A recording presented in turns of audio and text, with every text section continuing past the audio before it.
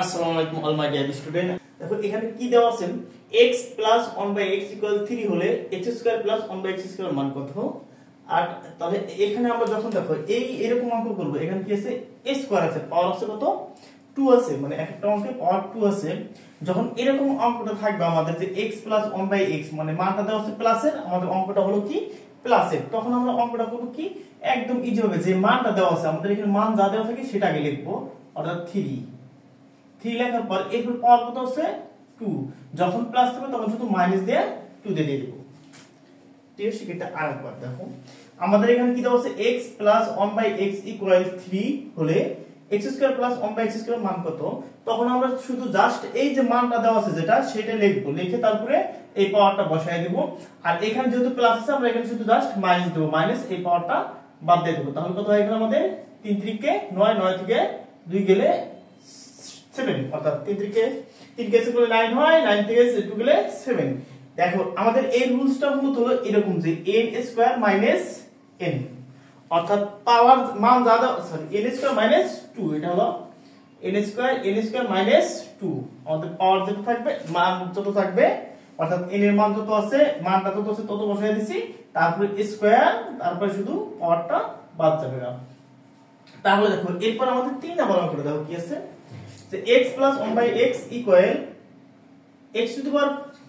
x³ + 1/x³ এর মান কত। দেখো আমরা এখানেও সেম একই কাজ করব। আগে কি করব, আমরা এই যে মানটা আছে সেই মানটাকে এখানে লিখব। তাহলে এখানে লিখলে কত হয় 3 লিখলাম, 3 এর পাওয়ার কি দিব, এইখানে যে পাওয়ারটা আছে সেটা দেব। তাহলে পাওয়ার দিয়ে দিলাম, দেওয়ার পর এখন যেহেতু প্লাস আছে সবগুলোতে আমাদের প্লাস আছে, এখন মাইনাস দেব। মাইনাস দিলে এখন লিখব আমরা যে এই 3 ইনটু মানে এই মানটা লিখছি এখানে 3 ইনটু এই পাওয়ারটা আছে সেই পাওয়ারটা আমরা জাস্ট গুণ করে দেব।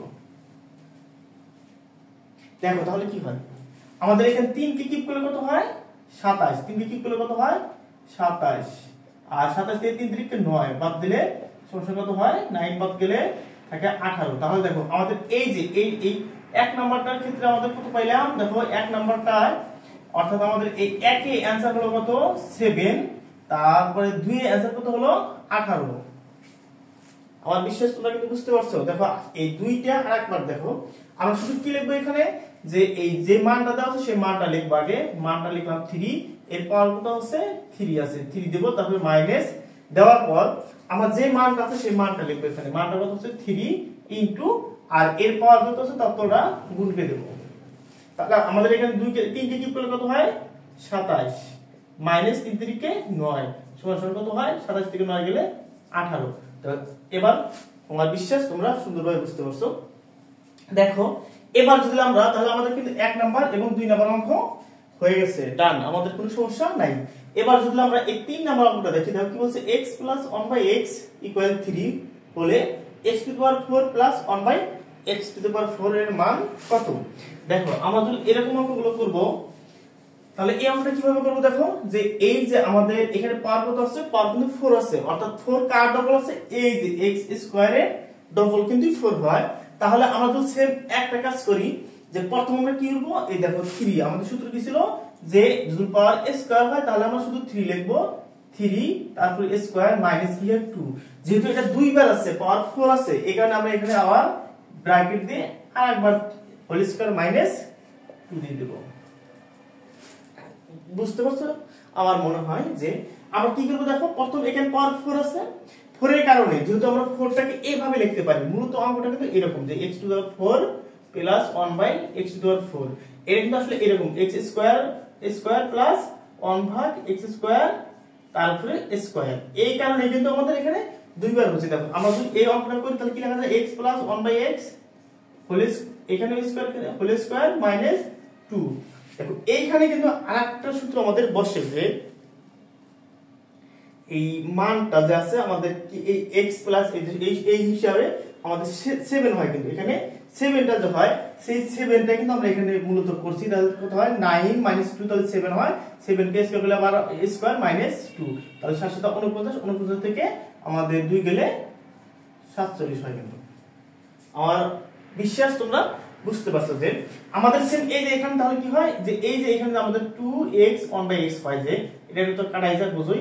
আর এই যে এইটুকুর মান কত পাইছিলাম দেখো আমরা এখানে, এইটুকুর মান কত হচ্ছে 7। এই 7টা কিভাবে আসলো? 7টা কিন্তু মূলত আসছে যে এই যখন আমাদের স্কয়ার থাকবে তাহলে আগে মানটা বসাবো -2 হয়। এই কারণে কিন্তু 3 3 9, 3 3 কত হয়েছে 9, 9 থেকে 2 গেলে 7 ছিল, এইখানে স্কয়ার আছে স্কয়ার আর মাইনাস আছে মাইনাস, 2 আছে 2, তাহলে 7 7 49, 49 থেকে 2 গেলে মূলত 47। এই কারণে কিন্তু আমাদের এই 3 নাম্বার অঙ্কটা অ্যানসার কত হলো? 3 নাম্বারটা কিন্তু আমাদের 47 হলো। দেখো অঙ্কগুলো কিন্তু ইজি, যদি একটু মনোযোগ দাও। এরপরে আসো আমরা 4 নাম্বার, 5 নাম্বার, 6 নাম্বার এই অঙ্কগুলোর মধ্যে আমরা এই দেখো আমাদের কিন্তু এখন অলরেডি 3টা অঙ্ক শেষ। এখন আমরা একটু আপাতত 6 নাম্বার অঙ্কটা করব। এই 4 নাম্বার আর 5 নাম্বার, এই 4 আর 5 এই দুটো কিন্তু অঙ্ক সেম, তো এই অঙ্ক দুটো আমরা পরে করব। আপাতত দেখো আমরা এই 4 নাম্বার অঙ্কটা করব।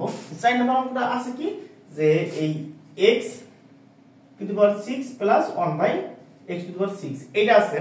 আমরা যদি এটাকে একটু সাজায় লিখি এইভাবে লেখা যায় কিন্তু যে এই x কিউব তারপরে স্কয়ার প্লাস 1/x কিউব তারপরে স্কয়ার এভাবে লেখা যায়। কিন্তু আমরা যদি আপাতত সূত্রটা বসাই তাহলে কি হয় যে x cube plus 1/x cube তারপরে whole square minus 2 into x cube plus 1/x cube এরকম কিন্তু হয়।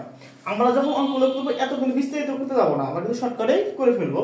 দেখো এটা কিন্তু কাটা যায়। আর আমরা জানি কি x cube plus 1/x cube এই মানটা যদি আমরা নির্ণয় করি সেম ওই যে আগের সূত্রটা কি হয় তাহলে যে ওই যে মান কত দেওয়া আছে এটা x প্লাস 1/x এর মান কিন্তু 3 আছে, আমরা তো কি লিখব সেম 3 তারপর পাওয়ার 3 মাইনাস 3 ইনটু 3 এটুকুর মান কিন্তু লিখে তারপরে স্কয়ার মাইনাস 2 হয়ে যায়। কিন্তু তখন কিন্তু আমরা এত ঝামেলা করতে যাব না। যখন আমাকে অঙ্কটা তোমরা করতে দিবা বা তোমাকে আমি যখন করতে দেব তখন কিন্তু এত ঝামেলা লিখতে হবে না।